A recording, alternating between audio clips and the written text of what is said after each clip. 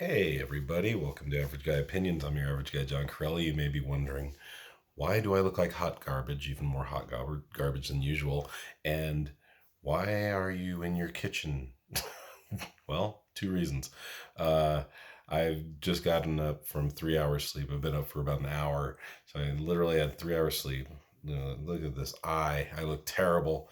But for some reason, I don't know. I ate something that didn't agree with me. I didn't think I ate anything really radical last night, but I've had a horrible stomach ache for about an hour, and it woke me up. And so the reason I'm doing this video though is I had a phone conversation earlier this evening. I guess I should say last night at this point because it's 4:30 in the morning, even though it's the middle of the night for me. My parents are about to wake up, so and I got to get up in 2 hours to go to work. We'll see how that goes. But last night I had a phone call with my friend, and we were talking about some current events or not even current events, and he gave me a hard time. Said, you really got your head in the sand, because I hadn't known some stuff that might or might not be newsworthy. Now that's becoming an opinion, right? News, whether something is newsworthy or not, is really opinion at this point because of the proliferation of news channels, of just 8 billion people on this planet that all have things to do that they care about or don't care about. So to me, life's too short. I mean, he started bitching about Trump. I go, you're still bitching about a man who hasn't been president for eight or 9 months. Who's got their head in the sand now? It's like, get over it. Well, he's still doing stuff. Yeah, so what? So is everyone else on this planet. You only make him valuable if you let him get in your head. I'm done with the dude. I was done with him on January 20th. Because he really doesn't have the power to affect my life anymore. Even as president, in a way, it's weird, but he may not have had power to affect my life very much. Um, in some ways, he has, of course, and what's been done to the country. But be that as it may, that's not really what I came to talk about. So I just want to tell you guys the garbage that is on network TV, um, in the year 2021. And once again, this kind of alludes to what I just talked and said a couple minutes ago, that yeah, there's just so much media and so many outlets for information and entertainment. The, Naturally, a lot of it's going to be garbage. So I turn on the TV, and for some reason, my TV wouldn't get in a lot of channels this evening. I don't know why. I I installed a new antenna, but no big deal, and it's not really important. But so here's what I watched. I watched Barnaby Jones. I know it's just embarrassing. For some reason, that was on. Buddy Ebsen. Laying out justice, Peter Falk style, like a cheap version of Columbo, basically. I watched that for a while and I just channel surfed, and then I did turn on the news, and it's just there's a reason I don't watch the news. You just get upset, and I think that's what they do. Eventually you feed into this fear machine, and then you do one of two things. Generally, well, I'd say three things. One is that you choose what I've chosen, which is not to care and just do your own thing, which I think is the healthiest option, obviously, or I wouldn't do it. Second thing to do is to fear or hate, which gets you upset about everyone that's not like you, whether you're on the right side of the political fence or the left side. Um, you just hate. And then the third thing, which I think is obvious and we have evidence for it every day, is to consume. Just consume, forget about the world existing, and get something from Amazon that'll make you happy. So get that, and it'll come right to your door. You don't even have to go for a walk or even get in your car for your happiness. Just buy something. No, I promise it'll be great. It'll make you happy for a really long time. I saw QVC ads. I just saw so many ads for uh, all kinds of medical products, of course. I saw Tom Selleck trying to sell me a reverse mortgage. It was weird. I saw it, but then the other thing I watched for a while, and this is something I've seen before when I had nothing better to do in the middle of the night, which is rare, luckily for me. Uh, it's the what they call the overnight news, I believe is what they're calling it. It's regular network news. It's national network news. ABC, CBS, NBC. Very young millennials, probably people around 30, journalists.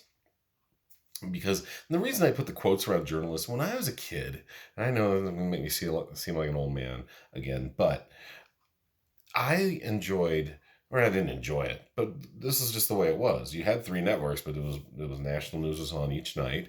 Usually came on after the local news, I believe. I think local news would come on at 5, and the national news would come out either 5:30 or 6, depending on the format. And you had guys and men generally changed to women, which was good, probably in the 80s and 90s. But you had Walter Cronkite, you had Dan Rather, you had I'm trying to think of Tom Brokaw. You had amazing, at least they felt like professional journalists. They'd have a sign off at the end of the night. Walter Cronkite at the end of every newscast saying, "That's the way it is, January 11th, 1981." And it felt real and it felt important. And now there's just this proliferation. And I know this is once again going to make me sound like an old man, but I hate the way these millennials talk. Um, and it's been going on a long time. I'm not just blaming millennials, but even my age, I hate when I hear a journalist say "yeah." I hate when journalists say "you guys." It drives me crazy because journalists are supposed to be up here. I kind of alluded to this actually in my last video when I was talking about Ted Cruz and how we should act and how certain people in certain sectors of the society should act. And I'm a big believer that journalists should be up here. Politicians should be up here. They should just act like better people. They have very important positions of authority, and I would prefer that they act better than the rest of us. And so I hate when people say, "Well, those elites, they're supposed to be." I remember that was kind of scary when George Bush, I think, against Kerry in this when he won re-election in 2004, really mocked elitism. And yeah, I mean, there's a certain part of elitism that maybe should be mocked. It almost makes it feel like it's bringing back when we were a colony and the king was up here and the British were up here and we were just these kind of almost like these peasant colonists. But sorry, I'm getting off track. But it really there's something to that, and it seems to strike a chord with Americans. When you say elites, we hate those people. And I don't think we should. There should be people that are elite in the society, and they shouldn't just be actors and inventors. They should be the people that are writing our policy and delivering us our information. It's just how I feel. Man, I'm way more lucid at 4:30 in the morning than I was earlier this, like at 8 o'clock at night when I did my last video. Another thing I saw on the news, the overnight news, the space race, the new space race is famous people going into space, and I hate it. I was going to do some research, but I didn't. But I can only imagine how much pollution and natural resources are used, in my opinion, wasted by getting famous people in space just because they want to go.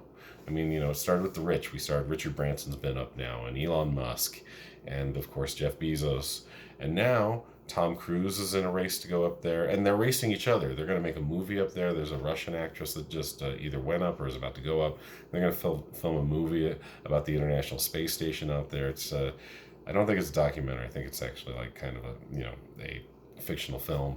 Like I said, Tom Cruise wants to go up. William Shatner is due to go up, which is kind of cool. Of course, the man who became famous because of Star Trek and will always be associated with Star Trek, Captain Kirk, is going up. He's 90. He's 90 and he's going to a rocket up into space. And I said he's only going like 60 miles up into space, but still, maybe as humans, can we just not always have to try to get everything we want? I get it. There's a natural feeling to that, but can we try to be more responsible to each other? Like I said, and this is where you get bummed out. You see all these pollutants going into the earth and the atmosphere for really nonsense. There was an oil spill off the coast of California. It's pretty horrific. There's a volcano blowing up the Canary Islands. So this is why I don't watch the news. And then I turned it to a court show, which I found out, by the way, through a comedian. Those are almost all actors on a lot of those court TV shows. Makes sense. There can't be that many little litigants, can there? But this is great, and I love ending on this. This woman was suing a pastor of a church because he summoned the Holy Spirit so well that she fainted and hit her head on a pew. And that really puts those believers in a quandary, doesn't it? Oh, well, yeah, I'm there to summon a spirit, but it was the spirit's fault. So, pretty ridiculous. There's my last hour of my life. That's Average Guy Opinions. Thanks for coming in the middle of the night or whatever time it is in your sector of the world. But yeah, don't watch TV. It's garbage. Bye.